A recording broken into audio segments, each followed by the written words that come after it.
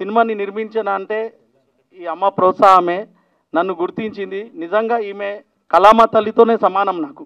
ఈమె నాకు ప్రోత్సహించిన వల్లనే నేను ఈరోజు ఈ సినిమా తీయగలిగిన.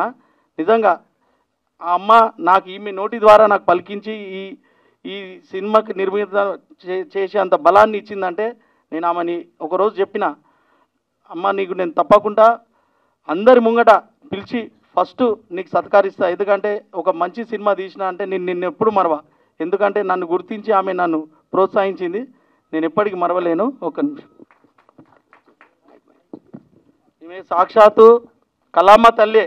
నేనైతే ఆమెనే నమ్ముతా. నీకు వందనం తల్లి. ఆమె ఊరు నుంచి ప్రకాశం డిస్ట్రిక్ట్ నుంచి వచ్చింది. ఆమె నేను ఒక సినిమాలో యాక్టింగ్ చేసినాము.